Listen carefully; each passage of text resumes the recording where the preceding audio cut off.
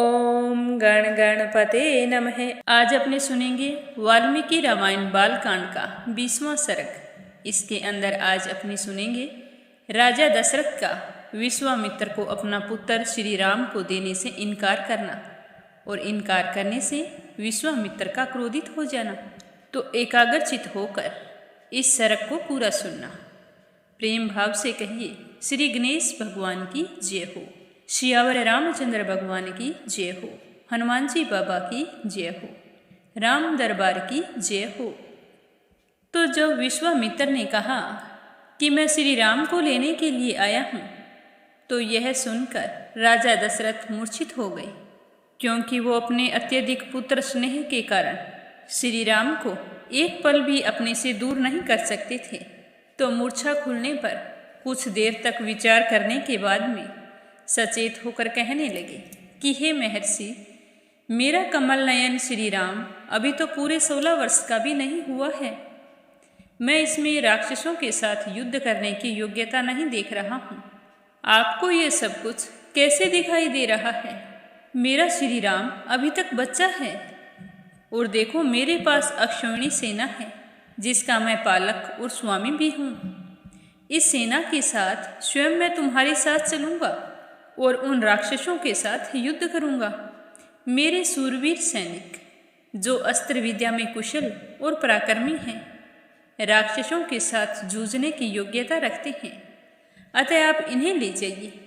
श्री राम को ले जाना उचित नहीं होगा। मैं स्वयं ही हाथ में धनुष लेकर युद्ध के मुहाने पर रहकर आपके यज्ञ की रक्षा करूँगा, और जब तक मेरे शरीर में प्राण रहेंगे तब तक मैं उन राक्षसों के साथ लड़ता रहूँगा। मेरे द्वारा सुरक्षित होकर आपका नियम अनुष्ठान बिना किसी विघ्न बाधा के पूरा होगा। अतः मैंने निश्चय किया है कि मैं ही आपके साथ चलूँगा। आप श्री राम को मत ले जाओ, क्योंकि मेरा राम तो अभी बालक है। इसने अभी तक कोई युद्ध की विद्या नहीं सीखी है और यह दूसरे के बाहुबल को भी नहीं जानता है। ना तो यह अस्त्र बल से संपन्न है और ना ही युद्ध की कला में निपुण है। यह राक्षसों के साथ युद्ध करने के योग्य नहीं है, क्योंकि राक्षस तो माया से छल कपट से युद्ध करते हैं। तो मेरा श्री राम तो राक्षसों की माया के छल कपट के बारे में भी नहीं जानता है। और दूसरी बात यह है कि राम से वियोग हो जाने पर मैं 2 घड़ी भी जीवित नहीं रह सकता। हे मुनि श्रेष्ठ, आप मेरे राम को मत लेकर जाओ। यदि आप फिर भी मेरा कहना नहीं मानते हो, आपकी इच्छा ही राम को ले जाने की है, तो मैं चतुरंगी सेना लेकर मैं भी आपके साथ चलूँगा और मेरे साथ राम को ले चलिए। अब मेरी उम्र तो 60,000 वर्ष की हो गई है। इस बुढ़ापे में बड़ी कठिनाई से मुझे पुत्र की प्राप्ति हुई है और राम मेरा सबसे चहेता है, क्योंकि राम मेरे 4 पुत्रों में सबसे बड़ा है, इसीलिए उस पर मेरा प्रेम सबसे अधिक है। अतः आप राम को मत लेकर जाइए। वे राक्षस कैसे पराक्रमी हैं, किसके पुत्र हैं और कौन हैं, उनके डील डोल की संरचना कैसी है? हे मुनीश्वर, उनकी रक्षा कौन करते हैं? राम उन राक्षसों का सामना कैसे कर सकता है? मेरे सैनिकों को या फिर मुझ स्वयं को भी आपको ही बताना होगा कि उन राक्षसों का प्रतिकार कैसे होगा। तो ये सारी बातें आप मुझे स्पष्ट रूप से बताइए। उन दुष्टों के साथ युद्ध में मुझे कैसे खड़ा होना चाहिए, क्योंकि राक्षस तो बहुत बलवान और मायावी होते हैं। तो राजा दशरथ की इस प्रकार की बातों को सुनकर विश्वामित्र जी कहने लगे कि हे राजन, रावण नाम से प्रसिद्ध एक राक्षस है, जो महर्षि पुलस्त्य के कुल में उत्पन्न हुआ है। उसे पिता में ब्रह्मा जी से मुंह मांगा वरदान मिला हुआ है, जिससे महान बलशाली और महापराक्रमी होकर बहुत सारे राक्षसों से घिरा हुआ वह निशाचर तीनों लोगों के निवासियों को बहुत ही कष्ट दे रहा है। सुना जाता है कि राक्षस राज रावण विशर्वा मुनि का ओर्स पुत्र तथा साक्षात कुबेर का भाई है। वह महाबली इच्छा रखते हुए भी कभी भी स्वयं आकर मेरे यज्ञ में विघ्न नहीं डाला, क्योंकि वह इस कार्य को अपने लिए तुच्छ समझता है। इसीलिए उसने 2 महान बलशाली राक्षस मारीच और सुबाहु को आगे कर रखा है। वही आकर मेरे यज्ञ में विघ्न डाला करते हैं।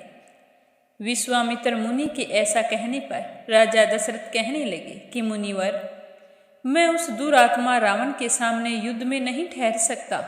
जिस तरह आप बता रही हैं उस तरह तो वो बहुत बलशाली हैं, मैं उन्हें कैसे हरा सकता हूँ। अतः आप मेरे पुत्र तथा मुझ मंदभागी दशरथ पर कृपा कीजिए, क्योंकि आप मेरे देवता तथा गुरु हैं। और युद्ध में रावण का सामना तो देवता, दानव, गंधर्व, यक्ष, गरुड़ और नाग भी नहीं कर सकते, फिर मनुष्य कैसे कर सकते हैं। रावण बलवानों के बल का अपहरण कर लेता है, अतः मैं अपनी सेना और पुत्रों के साथ रहकर भी उससे तथा उसके सैनिकों से युद्ध करने में असमर्थ हूँ। यह मेरा देवोपम पुत्र युद्ध की कला से सर्वथा अनजान है, इसकी आयु अभी बहुत थोड़ी है। इसीलिए मैं अपने बड़े पुत्र श्री राम को किसी भी तरह आपको नहीं दूंगा। मारीच और सुबाहु सुप्रसिद्ध दैत्य सुंद और उपसंद के पुत्र हैं। वे दोनों युद्ध में यमराज के समान हैं। यदि वे आपके यज्ञ में विघ्न डालने वाले हैं तो मैं उनका सामना करने के लिए अपने पुत्र को नहीं दे सकता, क्योंकि वे दोनों प्रबल पराक्रमी और युद्ध विषयक उत्तम शिक्षा से संपन्न हैं। अगर उन दोनों में से किसी एक के साथ युद्ध करना हो तो मैं अपने सैनिकों को लेकर आपके साथ चल सकता हूँ। अन्यथा यदि आप मुझे ना ले जाना चाहें तो मैं अपने भाई बंधुओं सहित आपसे अनुनय विनय करूँगा कि आप राम को मत लेकर जाएं।